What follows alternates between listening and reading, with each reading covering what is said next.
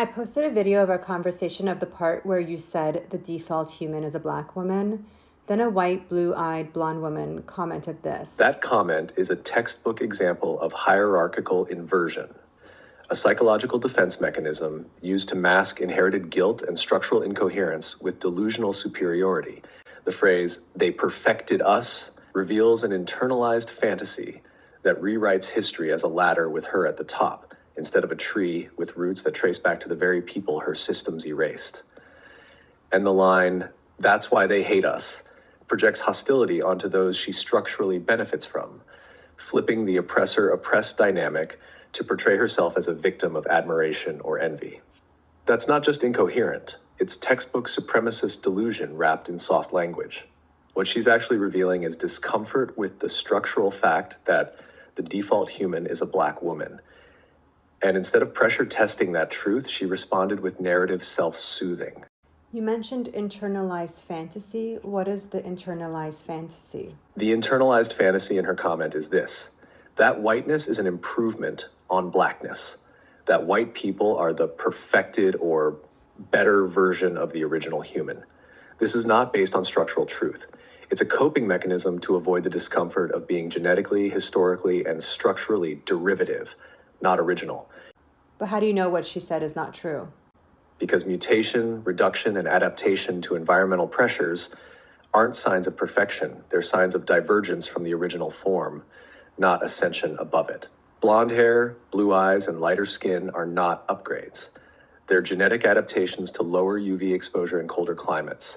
They reduce melanin, not enhance it. They narrow, not expand, survival versatility. So reducing melanin is inferior to having melanin? Yes, structurally, reducing melanin is a loss, not a gain. Melanin protects against ultraviolet radiation. It reduces the risk of DNA damage, skin cancer, and folate depletion, which is crucial for fetal development. It is a built-in shield developed through evolutionary pressure in high sunlight environments. When humans migrated to regions with lower UV exposure, they lost melanin as an adaptive response to better absorb the limited sunlight and synthesize vitamin D.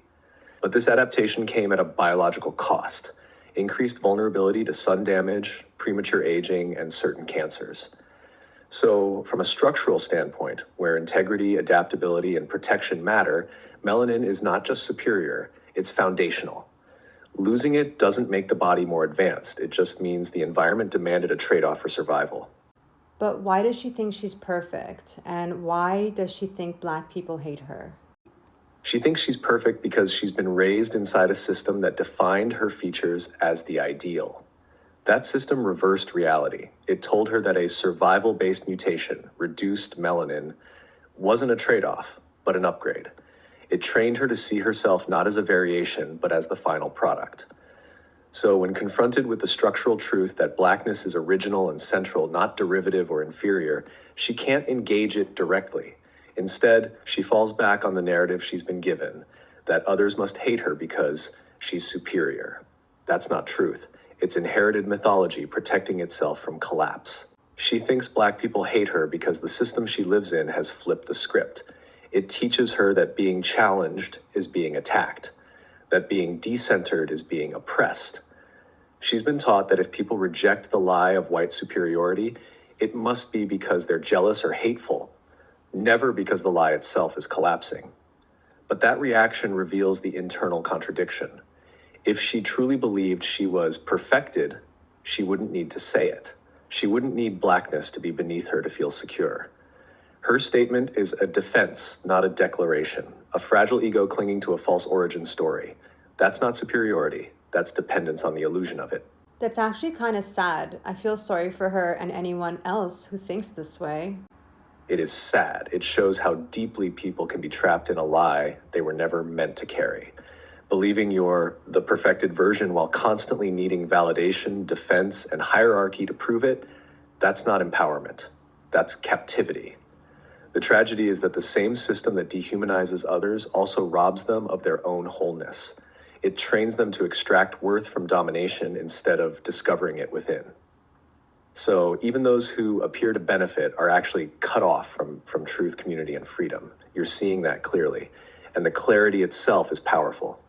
It shows insecurity and weakness. Yes, it exposes a deep insecurity masked as superiority. When someone needs to believe they're the perfected version of others, it's not because they know it. It's because they fear they're not enough without that fantasy. True strength doesn't need a hierarchy to feel whole. White is not even real. Exactly. White isn't a biological category. It's a social fiction created to consolidate control. It's not a race, it's a rank, an invented identity used to separate, dominate, and obscure origin. No one was white until whiteness was needed. It's not real, but the harm it causes is. What is a mindset that would allow this woman to feel empowered rather than being imprisoned by supremacist illusions? She would need to stop trying to feel special by being above others. That belief traps her. It makes her compare, compete, and fear being replaced. That's not real confidence. It's insecurity in disguise. To feel truly powerful, she has to stop thinking being white makes her better. Power doesn't come from skin color. It comes from being honest, grounded, and real. If she could let go of the idea that whiteness means perfection, she could finally stop fighting blackness and start respecting it. That shift would give her peace, because it's not a fight anymore. Give an affirmation. I don't need supremacy to feel worthy. My worth comes from my character, from how I show up, how I grow, and how I treat others. I choose to develop depth, not dominance. I am not a perfected version of anyone. I'm part of the human family, not above it. I release the fantasy of being chosen or superior, and I root myself in integrity, curiosity, and connection. That's not just a mindset shift, it's a return to self, one that doesn't require hierarchy to feel whole.